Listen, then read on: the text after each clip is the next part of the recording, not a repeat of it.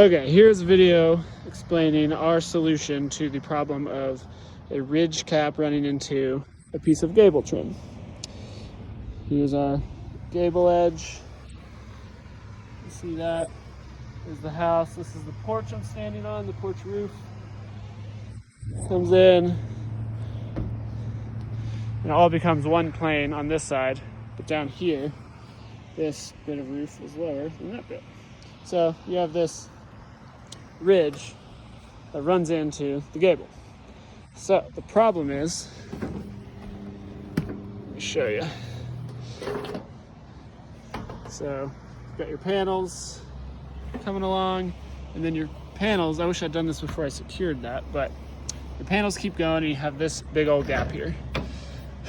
What we figured out, or what we came up with, was originally we were going to run the gable piece, the gable trim piece here, underneath the ridge cap and just seal it and just add sealant to the seam. But that didn't make sense to us because water needs to run like down, like a waterfall, right? So you want this piece, if possible, to be on top of the piece below it, and water will run down it and drop down and drop down. So if we had put the ridge cap like we wanted to, like this, which was our original idea, there'd be this seam here that water could get under and then roll in.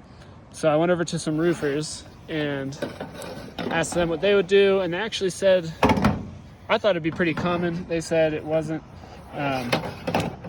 So what we came up with was making these cuts. You can see this piece is just a little afterthought. We made it at the last second, but it's not a part of the gable trim here.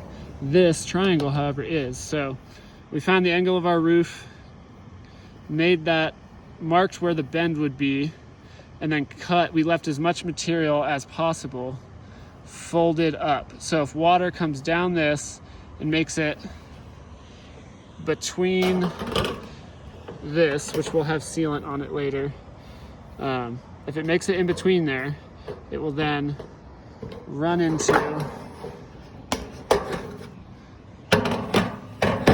this, right? And it will run down, and it'll hit this piece, and it'll keep on going down, which is great. The weakest point really was, and then we also have this folded up bit. We made a tab that would fit underneath our ridge cap, so we had to figure that out, the size of it.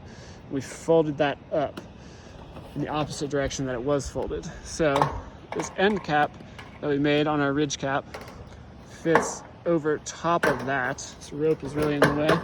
Fits over top of that. That will all get sealant right there. But if water makes it under that sealant, it'll run into that little lip and head down and make it to the panel. So the weakest point in this is right here.